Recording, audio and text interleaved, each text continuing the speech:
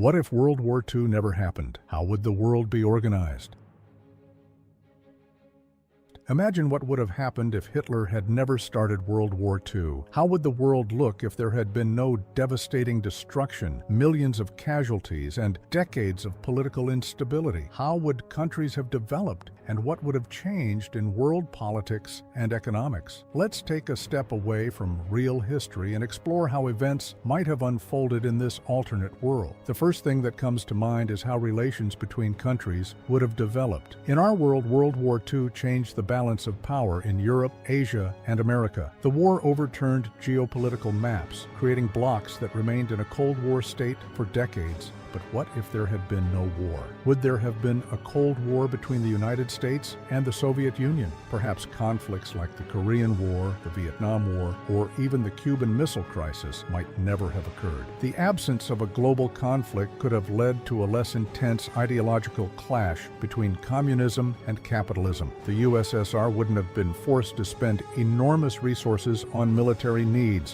which might have allowed it to focus on internal development, improving citizens' living standards, and exploring space. Without the need to engage in war, the United States would likely have continued developing its economy and technology. Without massive military spending, the U.S. could have fully focused on innovation and scientific research, potentially making it an even more dominant nation in computer technology, biotechnology, and nuclear energy. Notably, areas like missile technology and space exploration could have developed much faster without the reliance on military competition. Without the devastating wars like World War I and World War II, Europe could have taken decades to rebuild, leading to more stable economic and social development. Instead of rebuilding from destruction, European countries could have focused on modernizing their industries and strengthening political institutions. Consider this: perhaps without World War II, humanity could have reached new heights in medical technology and treatment.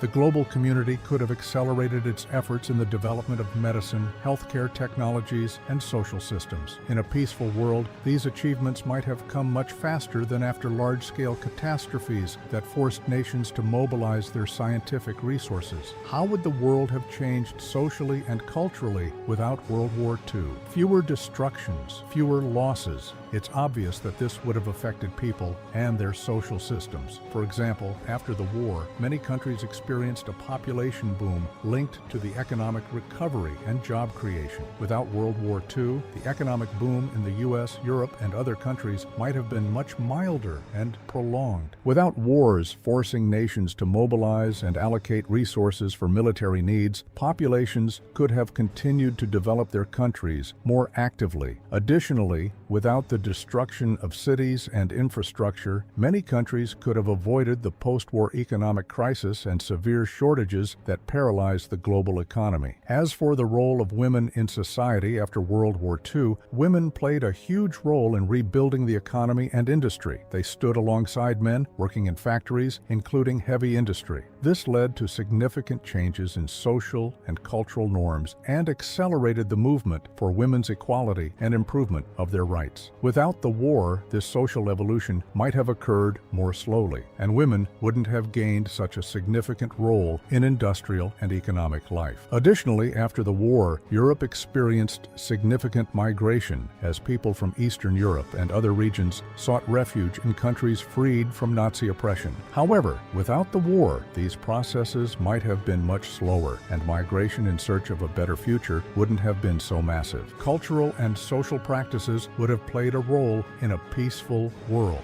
In the post-war years, culture and the arts began to rise. Without World War II, music, literature, and theater movements might have developed differently. Given the world economy, art and culture could have had a completely different growth trajectory. Remember how, in the 1950s, the cultural rise in the U.S. was accompanied by the development of rock and roll and other musical styles. In Europe, despite post-war difficulties, new trends in art, architecture, and cinema emerged. But interestingly, without Without the war, this cultural phenomenon might not have arrived so quickly, and perhaps we wouldn't have seen such rapid changes in cultural trends. Additionally, without World War II, the process of decolonization might have taken longer. Many countries like India and those in Africa would still have been under colonial rule, and their independence process could have been slower and more prolonged. As a result, political liberation for third world countries might have taken much more time. Could we imagine a world without racial and ethnic conflicts that were typical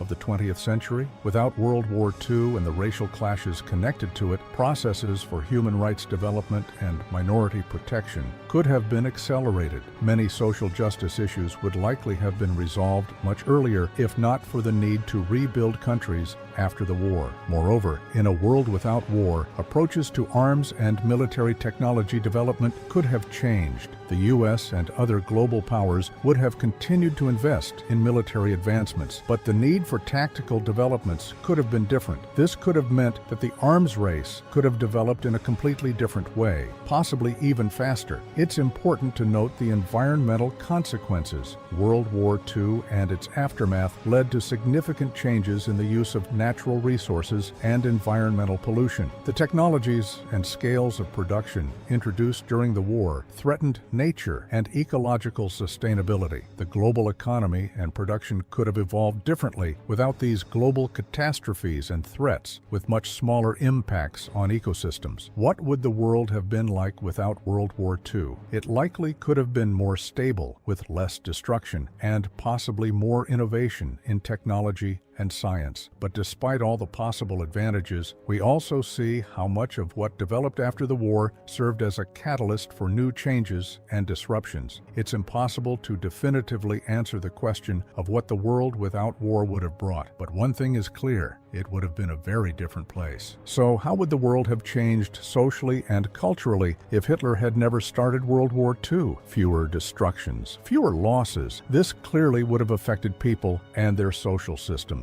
For example, after the war, many countries experienced massive population growth linked to economic recovery and job creation. Without World War II, the economic boom in the US, Europe, and other countries might have been much milder and prolonged. Strike on New York. What if Germany had succeeded? Europe is burning. Germany is losing ground on the Eastern Front. The Allies are pushing toward the Rhine, but in the shadows, an idea is born, one that could have changed everything. A secret project known as a 9/A10. In Nazi circles, they called it the America rocket. It wasn't fiction. It was a real plan. A two-stage missile capable of reaching the east coast of the United States. Its target, New York City, 5,000 kilometers. The first stage, a massive A-10 booster. The second, a modified V-2 rocket. The launch? Possibly from occupied France or Norway? So the question is, what if Germany had made it in time? What if, in early 1945, they managed just one successful launch? What if a Nazi missile had actually hit New York City? To understand the impact, V-2 carried a 1-ton warhead. The A9/A10 could deliver nearly 3 times as much. A strike on Manhattan, and the heart of America's economic and political power would become a firestorm. Panic, shock, mobilization. America, once untouchable, suddenly hit at home. This would have been September 11th in 1945. And this wasn't just a theoretical launch. One version of the A9 was designed to be piloted. Yes, with a man inside the rocket. A pilot guiding the final descent, who would die on impact. The world's first strategic suicide mission, 20 years before the Japanese kamikaze. At the time, U.S. intelligence had no clear warning of such a threat. No missile defense, no early detection. The impact would have come without a sound. How would America respond? Not with airstrikes, not with fleets, with the atomic bomb. By March 1945, the Manhattan Project was nearly complete. The bomb was ready. The Trinity test only weeks away. A missile strike on New York would have triggered an immediate nuclear response, not against Japan, but against Germany. Berlin, Hamburg, Munich. Any one of them, ground zero, the first city in human history, erased by a nuclear weapon. And the press? Congress? The American people? They'd demand justice, retribution, total war. The panic might have made Pearl Harbor look small. A new word would have entered our language, megadeath, spoken in the context of Manhattan. But that's only the beginning. Could Germany really pull it off? Was it even possible? That's what we'll uncover in Part 2. Because nothing about this plan was simple. Not the fuel, not the guidance, not the launch. So, could Nazi Germany really have done it? Not on paper, not in theory, but for real. In 1945? Technically, there was a chance, but a slim one. The A9/A10 program was still in its early prototype stage. Its main research site, Peenemünde, had already been bombed. Factories were being moved underground. Fuel was scarce, and most of all, time was running out. Even the V2 was unreliable. Roughly 1 out of every 4 launches failed. Navigation, crude, ballistic, and imprecise. No targeting, just guesswork. The whole idea wasn't about accuracy, it was about fear.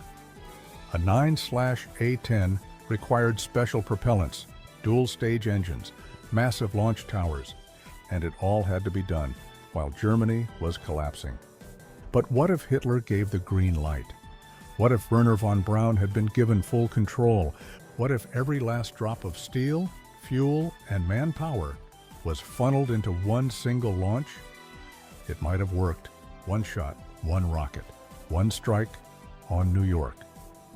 And because guidance was so poor, the Nazis even considered sending a pilot, a man inside the rocket, to steer it, to sacrifice himself, to make sure it hit the target, the first intercontinental suicide weapon, years before kamikaze ever reached American ships. And if that had happened, America wouldn't have waited, not 1 second. They wouldn't bomb Tokyo. They'd bomb Germany. And not with firebombs, not with tanks, with nuclear fire. The most likely target, Hamburg, a port city, a manufacturing hub, densely populated. American planners already had it on their list as a potential atomic target. One bomb, 100,000 dead in a single flash. The Cold War wouldn't start in Berlin. It might not start at all. Because if the US dropped the bomb on Germany, Stalin might never have marched west. There'd be no East Germany, no wall, no Iron Curtain. And it all could have started with one Nazi missile, a desperate shot across the Atlantic. But why did they even consider it? Not for victory, not for strategy, but for symbolism, a way to say, we can reach you. The missile wasn't meant to win, it was meant to terrify, to leave a scar on history, even in defeat. And so we ask, if that rocket had flown, would the world today be the same, or did we miss a far darker version of history? By inches.